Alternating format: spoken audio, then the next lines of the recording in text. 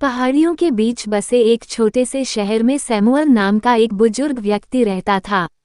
उन्होंने अपने दिन एक अनोखे बगीचे में बिताए जो जीवंत फूलों से सुसज्जित था और पिछले मौसमों के रहस्यों को फुसफुसाता था।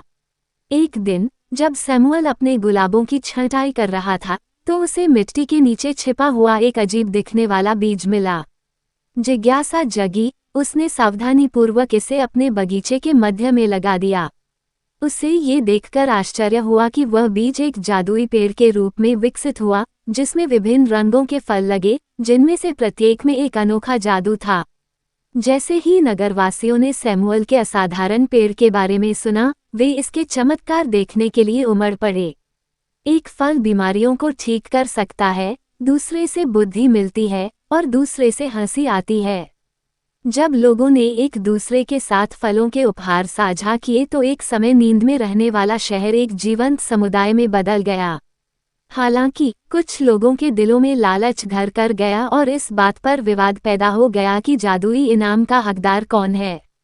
सैमुअल ने कलह को देखकर कार्रवाई करने का फैसला किया। उन्होंने शहर को जादुई पेड़ की छाया में इकट्ठा किया और सद्भाव और निस्वार्थता के महत्व के बारे में बात की। सैमुअल के शब्दों से प्रेरित होकर नगरवासियों ने जादुई फलों के वितरण को निष्पक्ष रूप से प्रबंधित करने के लिए एक परिषद का गठन किया। एक समय विभाजित समुदाय अब सहयोग और साझा समृद्धि पर फल फूल रहा है।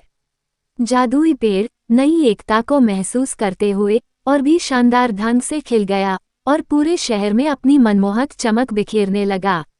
जैसे जैसे साल बीतते गए, ये शहर अपने असाधारण पेड़ और अपने लोगों की सामंजस्यपूर्ण भावना के लिए दूर दूर तक जाना जाने लगा। सैमुअल, जो विरासत में उसने बीज बोया था, उससे संतुष्ट होकर अपने बगीचे की देखभाल करना जारी रखा, ये जानते हुए कि बीजों के भीतर के जादू ने न केवल भूमि को बदल दिया है, बल्कि उन लोगों के दिलों को भी बदल दिया है जो इसे अपना घर कहते हैं।